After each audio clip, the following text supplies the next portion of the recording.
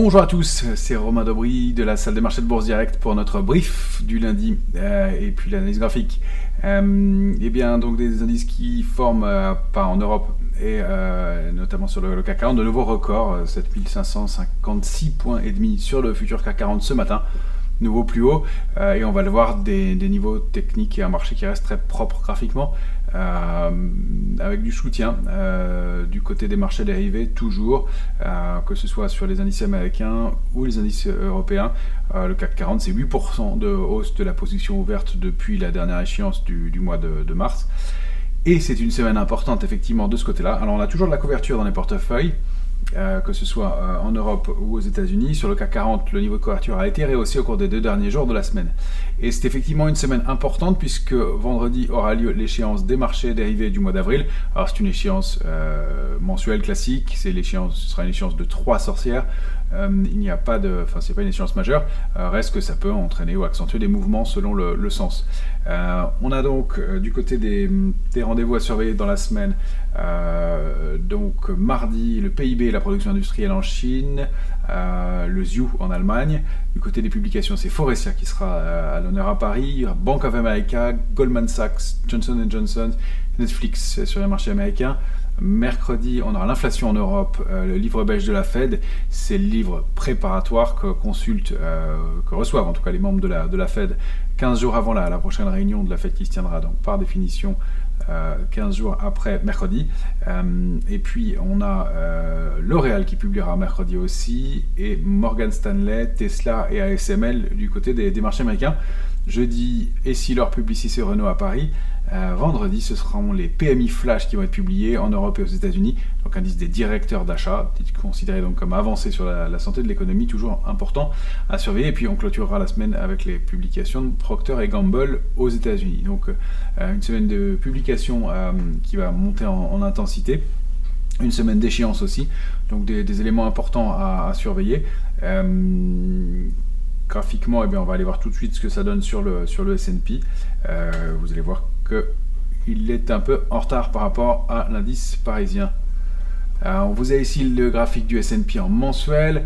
On avait fixé comme zone de neutralité, neutralité haussière, 3810, 4132. On a clôturé à 4137 la semaine dernière. Il est pour l'instant, nous sommes donc le 17 avril, il est 14h32. Les marchés américains n'ouvriront que dans 1 heure. Donc on va voir comment ils entament la semaine. On bloque et on bute toujours sous ce niveau majeur du gap du 22 août 2022 qui avait été, on le sait, notre plafond de verre, notre niveau de résistance à déborder pour pouvoir réactiver la dynamique haussière. Donc la zone 4218-273 sera particulièrement importante à déborder. Est-ce que les indices vont trouver le relais? Pour l'instant, on cale un tout petit peu en début de semaine. Si on zoome en journalier, on a cette structure un peu tordue avec une sortie par le haut, accélération haussière ici, et ça donne des niveaux légitimes si on duplique la structure précédente, donc pour aller chercher 4273. On n'y est pas encore, des indices qui manquent un peu de momentum. On va attendre de voir pour payer, et donc d'avoir cette zone de publication qui va s'intensifier. On voit la dernière bougie de la semaine dernière, c'est vraiment une bougie d'indécision au-delà d'un niveau majeur, donc pour la deuxième clôture au-delà de 4132. C'est important, il va falloir trouver les drivers et le momentum, mais voilà, les volumes ont été un petit peu plus soutenus du côté de la hausse les jours précédents. C'est un peu plus, il y a une quinzaine de jours, c'était un peu plus calme depuis quelques heures. Maintenant sur le S&P du côté des volumes.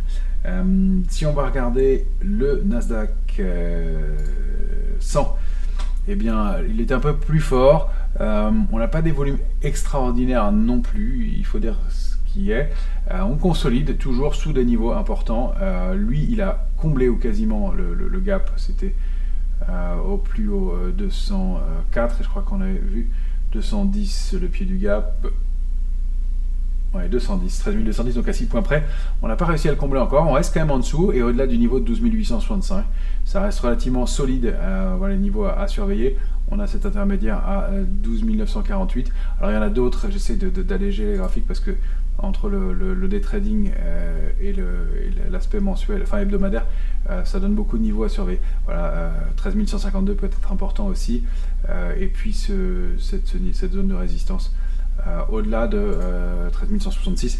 Mais c'est surtout le comblement définitif de ce gap du 22 août dernier, et puis le fait de passer au-dessus. 13 326, 13 524 et surtout 13 720, la cible importante pour le Nasdaq. Pour l'instant, encore une fois, pas de figure haussière, pas de figure de retournement baissière, pas d'invalidation. Le retour sous 12 865 ne serait pas un très bon signal. Il faut qu'on préserve ces niveaux-là. C'est 12 680 qui serait notre alerte de court terme, on va dire. Les alertes de moyen terme, elles sont quand même plus lointaines dans l'immédiat. Alors, ce qui est intéressant de constater aussi, c'est que la volatilité, bien évidemment, elle accompagne le mouvement. Donc là, depuis que les indices ont consolidé, on est sur une vue journalière, on va se mettre en hebdo, ça va être plus lisible. Voilà, on était en vigilance jusqu'à 17,95, 18,36. On l'a clôturé pour la première fois depuis janvier 2022 sous le niveau de 17,95, 18,36 la semaine dernière. On ne l'avait pas fait en hebdomadaire depuis donc plus d'1 an.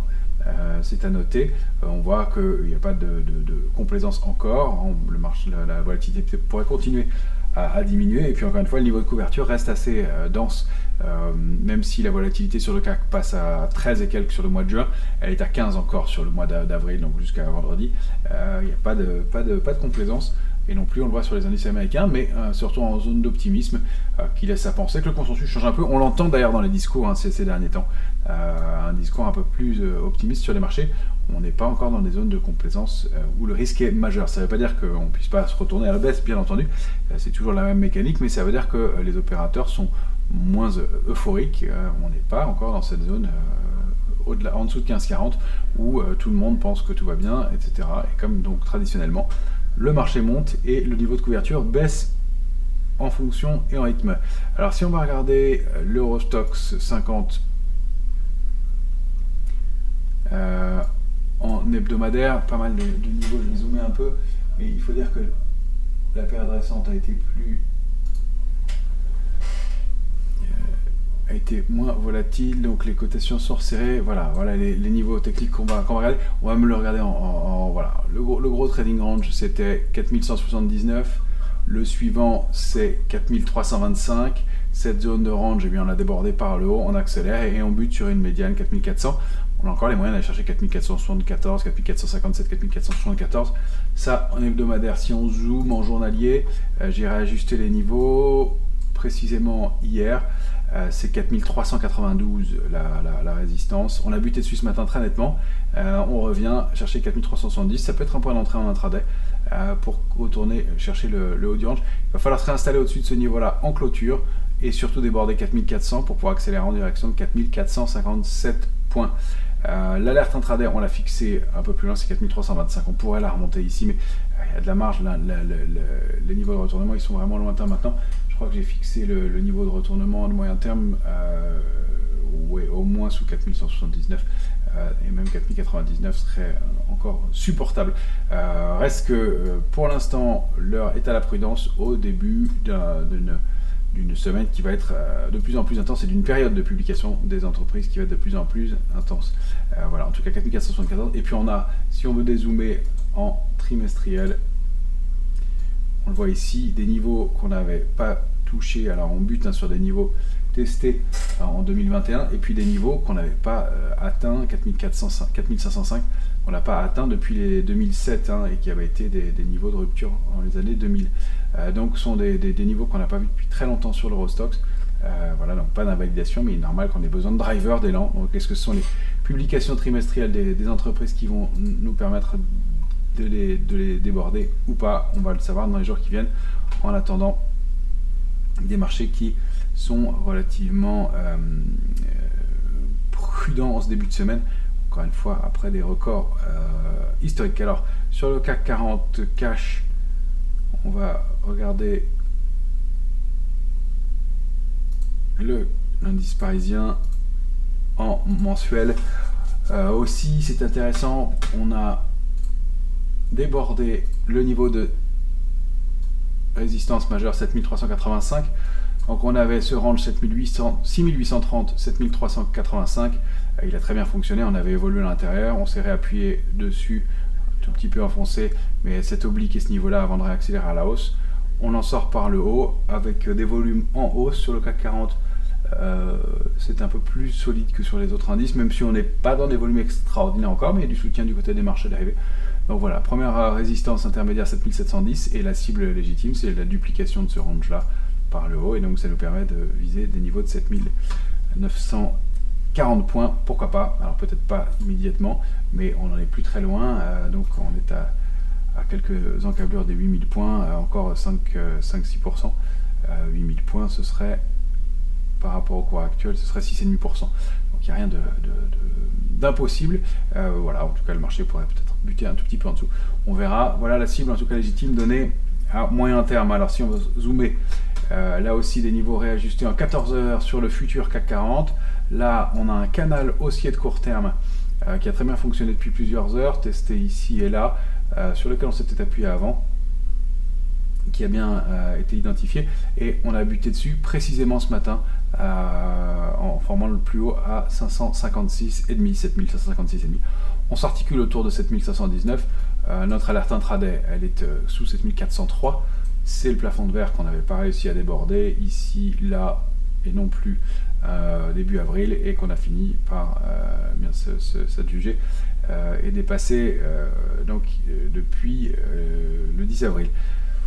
Donc, toujours un mouvement haussier, pas d'invalidation. Pour moi, le nouveau trading range, c'était 7229, 7403, dupliqué par le haut de la même façon, c'est 7578,5. Et donc, cette zone de travail, donc 519, on l'avait bien identifié comme résistance majeure. On voit que les prix s'articulent autour, donc il y a un peu de faiblesse autour de ce niveau-là, pas de problème.